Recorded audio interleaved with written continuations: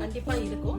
ஏன்னா வந்து அந்த கரு வளர வளர அதோட வெயிட் வந்து அந்த யூட்ரஸ் வந்து அப்படியே அந்த ரத்த குழாயில அழுத்தம் கொடுக்கும் போது நம்ம கால்ல இருந்து ரத்த ஓட்டம் ஹார்ட்டுக்கு வரும் இல்லையா, அது வீனஸ் ரிட்டர்ன் சொல்லுவோம். அந்த ரத்த ஓட்டம் வந்து கம்மியாகும். அந்த வெயிட் அந்த பிரஷர் போய் அந்த பிளட் வெசல் அழுத்துறதுனால அப்படி ரத்த ஓட்டம் வந்து கால்ல இருந்து ஹார்ட்டுக்கு போற ரத்த ஓட்டம் கம்மியாகிறதுனால ஆட்டோமேட்டிக்கா வந்து அந்த ரத்தம் தங்கிரும். அதனால வந்து அவங்களுக்கு கால் வீக்கா இருக்கும். இது வந்து நார்மல் தான். சாதாரண லேசான வீக்கமா இருந்தா அது வந்து நம்ம பயப்பட தேவையில்லை. சில பேருக்கு லேசா அப்படி நம்ம கையை வச்சு அழுத்துறோம்னா ஒரு குழி மாதிரி கூட விடும். அதுவுமே நம்ம பயப்பட தேவையில்லை. ஆனா வந்து இதுவே கால் ரொம்ப வீக்கமா இருந்தாலோ, அது கூட வந்து தலைவலி, மயக்கம் அந்த மாதிரி எல்லாம் இருந்தாலும் அந்த கர்ப்ப காலத்திலேயே வந்து அவங்களுக்கு பிளட் பிரஷர்னு சொல்றது வந்து அது கூட இருக்கிறதுக்கான வாய்ப்புகள் இருக்கு. அப்ப நம்ம உடனே பரிசோதனைக்கு போயிட்டு நம்ம பிரஷர் எவ்வளவு இருக்கு, யூரின் டெஸ்ட் இதெல்லாம் பண்ணிக்கும் போது நமக்கு வந்து ஹை பிளட் பிரஷர் இருக்காங்கிறத நம்ம தெரிஞ்சுக்கலாம். ஓகே மேம், இப்ப காலையில சொன்னோன்னா எனக்கு ஒரு விஷயம் ஞாபகம் வருது. வந்து நிறைய பேருக்கு இருக்கிற ஒரு ப்ராப்ளம் என்ன அப்படின்னு கேட்டா, இந்த கெண்டக்காய் இழுக்கிறது இல்ல பிடிச்சிக்கிறது அப்படின்னு சொல்லுவாங்க. அதாவது கரெக்டா கெண்டக்காய் பிடிச்சி இழுத்துக்கும், சில பேருக்கு 3 டைம் 4 டைம் இப்படிலாம் இழுத்துக்கும். ஒரு 2 மணி நேரம் அவங்களால நடக்கவே முடியாது. ஆனா இந்த கன்செப்ட் பீரியட் ஆஃப் டைம்ல வந்து நிறைய பேருக்கு இழுக்குது அப்படின்னு வந்து சாதாரணமாக சொல்றாங்க. அதுக்கான காரணம் என்னவா இருக்கும் மேம்? அதாவது இந்த கால் இழுத்துக்கிறது அப்படிங்கிறது காரணம் வந்து சுண்ணாம்பு சத்து குறைபாடு தான் முக்கிய காரணம். எல்லாருக்குமே வந்து சுண்ணாம்பு சத்து குறைபாடு தான் முக்கியமான காரணமா இருக்கும். இப்ப கர்ப்ப காலத்துல வந்து இந்த சுண்ணாம்பு சத்துங்கிறது வந்து குழந்தைக்கும் அதிகமா தேவைப்படுறதுனால அம்மா கிட்ட இருந்து குழந்தைக்கும் நிறைய அந்த எலும்பு வளர்ச்சிக்கு இதுக்கெல்லாம் சுண்ணாம்பு சத்து அம்மா கிட்ட இருந்து குழந்தைக்கு போறதுனால அம்மாவுக்கு ஆட்டோமேட்டிக்கா இந்த சுண்ணாம்பு சத்து குறையறதுக்கான வாய்ப்பு இருக்கு. அதனாலதான் நம்ம வந்து என்ன பண்ணோம்னா 4வது மாதத்துல இருந்தே அம்மாங்களுக்கு வந்து சுண்ணாம்பு சத்து உள்ள மாத்திரைகள் நம்ம குழந்தை பிறக்கிற வரைக்கும் எடுத்துக்க சொல்லி நம்ம அறிவுறுத்தோம். இந்த மாதிரி காலை இழுத்துக்கும் போது அவங்க ஜஸ்ட் அப்படி கொஞ்ச நேரம் தேய்ச்சி விட்டாலே போதும், அதுவே கொஞ்ச நேரத்துல குறைஞ்சிடும். அப்படி இல்லைன்னா வெந்நீர் வச்சு நம்ம துணி வச்சு நம்ம அப்படியே கொஞ்சம் லைட்டா தொடச்சி விட்டோம் அப்படின்னா அது வந்து சீக்கிரமா சரியாயிடும், அந்த வலி குறைஞ்சிடும்.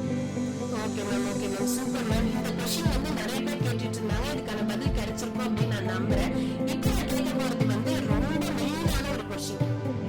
சொல்லுவாங்க வயிற்றுக்குள்ள வந்து குழந்தை இருக்கிறதுனால என்னால மூச்சே விட முடியல, கொஞ்சம் தான் சாப்பிட்டேன், ஆனா எனக்கு மூச்சு இறக்கிது, நான் என்ன பண்றதுனே தெரியல அப்படின்பாங்க.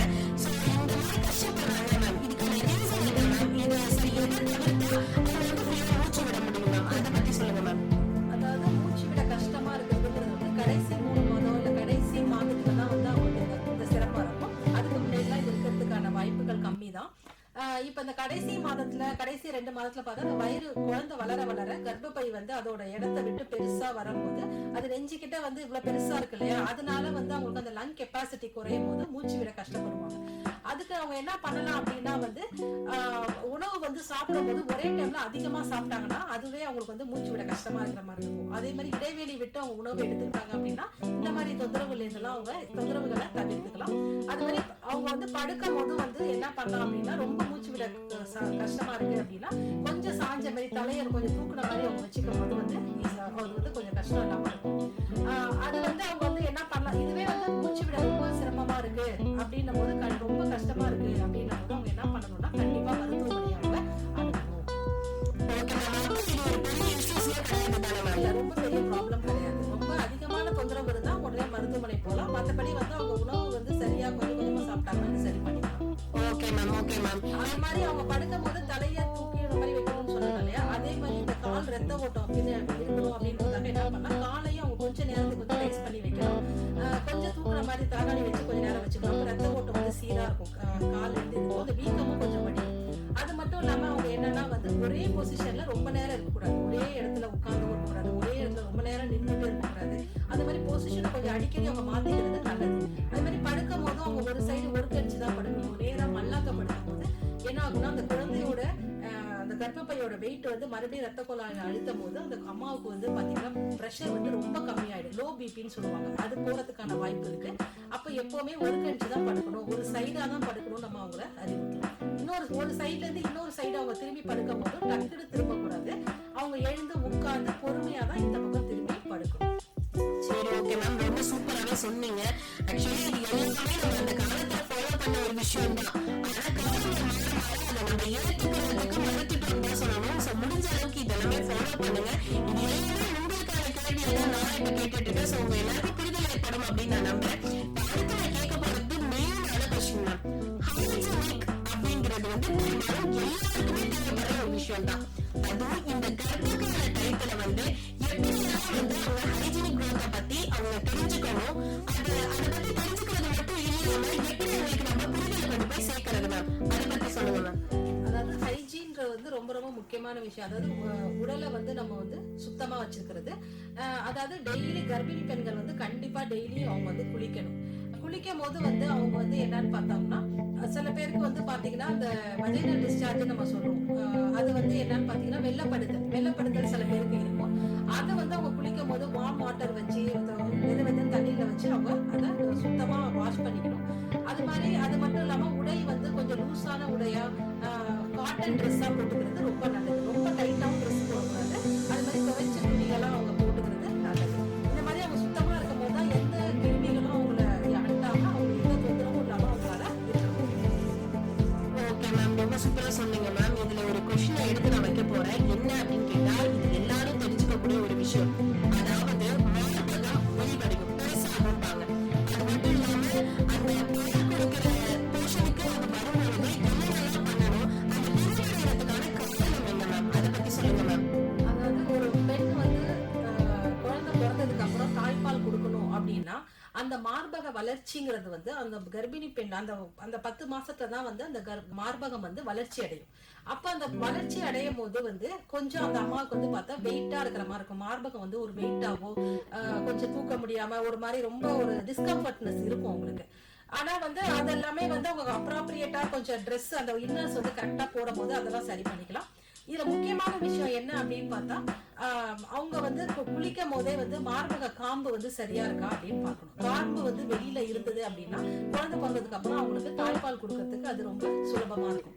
இதே மார்பக காம்பு வந்து உள் பக்கமா இருக்கு, சரியா வெளியில இல்ல அப்படின்னும் போது என்ன பண்ணணும்னா, குளிக்கும் போது அவங்க வந்து 7 மாதத்துல இருந்தே அந்த மார்பக காம்பை வந்து கொஞ்சம் கொஞ்சமா வெளியில எடுத்து விடணும். வெளியில எடுத்து விட்டாலும் குழந்தை பிறந்த உடனே தாய்ப்பால் கொடுக்கறதுக்கு வந்து அது ஈஸியா இருக்கும். அதே மாதிரி 7 மாதத்துல இருந்து பார்த்தோம்னா வந்து அந்த அம்மாவுக்கு மார்பக காம்பை நம்ம அழுத்தி பார்க்கும்போது அந்த சீம்பால் அது 7 மாதத்துல இருந்தே அவங்களுக்கு வெளியே வர ஆரம்பிக்கும். அவங்க அதெல்லாம் வந்து அவங்க வந்து கரெக்டா அதை பார்த்துட்டு குழந்தை பிறந்த உடனே கண்டிப்பா இந்த சீம்பாலை வந்து கண்டிப்பா 2-3 நாளைக்கு இருக்கும். அந்த கொலஸ்ட்ரால் நம்ம சொல்லுவோம் சீம்பால், அதுல அவ்வளவு சத்து, தாய்ப்பாலை விட அதிகமான சத்து இருக்கிறதுனால கண்டிப்பா அதை இது கண்டிப்பா தெரிஞ்சுக்க வேண்டிய விஷயம். என்ன அப்படின்னு கேட்டா, அப்படின்னு கேட்டா இந்த சீம்பால் அப்படிங்கறது வந்து கொடுக்க மாட்டோம் அப்படின்னு இன்னைக்கு நிறைய பேர் வந்து சொல்லிட்டு இருக்காங்க. அப்படிங்கறத பத்தி தான் நான் இவ்வளவு தூரம் சொல்லிட்டு இருக்காங்க. கேட்க போற விஷயம் வந்து எல்லாருக்கும் தெரிஞ்சுக்கக்கூடிய ஒரு காமனான விஷயம். தயவு செஞ்சு ஸ்கிப் பண்ணாம இதை ஃபுல்லாவே கேளுங்க. இந்த மாதத்துல இருக்கும் பொழுது அப்படின்னு சொல்லுவாங்க மேம். திடீர்னு வந்து உங்களுக்கு ஸ்டொமக் பெயின் வரும், மயக்கம் வரும், வாந்தி வரும், இந்த மாதிரி எல்லா சிம்டம்ஸ்மே நடக்கும். அந்த அறிகுறிகள் எப்படி ஏற்படுது, அப்படி ஏற்பட்டுச்சு அப்படின்னா அந்த அடுத்த நடவடிக்கைகள் என்ன பண்ணணும், அதை பத்தி உங்ககிட்ட கலந்துக்கோங்க மேம். இது ரொம்ப முக்கியமான கேள்வி. அதாவது கர்ப்பிணி பெண்கள் வந்து பார்த்தா அவங்களுக்கு திடீர்னு வந்து ரத்தப்போக்கு இருந்தாலோ இல்ல ஒரு மாதிரி ஃபிட்ஸ் மாதிரி வந்தாலோ, வலிப்புன்னு சொல்றோம் இல்லையா, அது வந்தாலோ, இல்ல தலைவலி வந்து அதிகமா தலைவலியும் அது கூட கண்ணு இருக்கிற மாதிரி இருந்தாலோ, இல்ல ஜுரம் வந்து காய்ச்சல் அதிகமா இருந்தாலும் மெண்டை விட்டே எந்திரிக்க முடியல அப்பேற்பட்ட காய்ச்சலா இருந்தாலும் சரி, அதிகமான வயிறு வலி இதெல்லாம் இருந்தாலும், அப்புறம் மூச்சு விடவே ரொம்ப கஷ்டப்படுறாரு, ரொம்பவே மூச்சே விட முடியல அப்படிங்கிற மாதிரி இருந்தாலுமே இது கூட வந்து குழந்தையோட அசைவு வந்து சரியா தெரியல அப்படிங்கிற இந்த மாதிரியான அறிகுறிகள் இருந்தா கண்டிப்பா அவங்க வந்து மருத்துவமனையை அணுகணும். அதாவது என்னன்னா இது ரொம்ப முக்கியமானதுனால நான் மறுபடியும் சொல்றேன், ரத்தப்போக்கு இருந்தாலோ, வலிப்பு ஏற்பட்டாலோ, தலைவலி அதிகமா இருந்து கண்ணு இருட்டுற மாதிரி இருந்தாலோ, காய்ச்சல் அதிகமா இருந்தாலோ, அடிவயிறு வலி அதிகமா இருந்தாலோ, மூச்சு விட சிரமப்பட்டாலோ, குழந்தையோட அசைவு சுத்தமா தெரியல, இல்ல குறைச்சலா இருக்கு அப்படின்னு தெரிஞ்சாலும் உடனே வந்து அவங்க மருத்துவமனையை அணுகும். சில பேருக்கு வந்து அந்த ரத்தப்போக்குக்கு பதிலா சில பேருக்கு வந்து பனிக்கூட உடைஞ்சு கூட தண்ணியா போயிட்டு, தண்ணி வந்து அந்த பனிக்கூட நீர் வெளியாயிட்டு இருக்கும். அது கூட சில பேருக்கு வந்து அது கூட அதோட இது தெரியாம இருக்கலாம். ஆனா அது மாதிரி பனிக்கூட வீட்லயே உடைஞ்சிட்டு பனிக்கூட உடைஞ்சு தண்ணியா போயிட்டு இருந்தாலும் உடனே எவ்வளவு சீக்கிரம் நம்ம ஹாஸ்பிட்டல் போகணுமோ அவ்வளவு நல்லது. ஏன்னா பனிக்கூட உடைஞ்சிட்டு அப்படின்னா அந்த குழந்தைக்கு வந்து சரியான பாதுகாப்பு இருக்காது. வெயிட்டும் இன்ஃபெக்ஷன் அது வழியா கிருமி உள்ள போறதுக்கு வாய்ப்பு இருக்கு. ஆனா நம்ம வந்து பனிக்கூட உடைஞ்சாலும் கூட உடனே நம்ம வந்து ஹாஸ்பிட்டலுக்கு உடனே அதாவது இது எல்லாமே டெலிவரி ஆக போகுது அப்படிங்கிற அறிகுறி தானா மேம்? ஆமா, அந்த பனிக்கூட உடையிறது வந்து டெலிவரி ஆக போற அறிகுறி தான். இந்த ரத்த போக்குங்கிறது வந்து டெலிவரி ஆக போறது டைம் தான் வரும் கிடையாது. அது இடையில அவங்களுக்கே தெரியாம ஏதாவது ஒரு அபார்ஷன் கூட இருக்கலாம், இல்ல வந்து ஏதாவது வேற ஏதாவது காரணங்களா இருக்கலாம். அப்ப அந்த மாதிரி டைம்ல போகலாம். இல்ல இந்த ஃபிட்ஸ் எப்ப வேணாலும் வரலாம். இந்த தலைவலிங்கிறது நம்ம சொல்ல முடியாது. இப்ப டக்குன்னு ஒரு 5 மாசத்துலயோ 6 மாசத்துலயோ ரத்த கொதிப்பு அதிகமாகும் போது தலைவலி அதிகமாகலாம். எப்பனாலும் இது வரலாம். ஜுரம் எப்பனாலும் வரலாம்.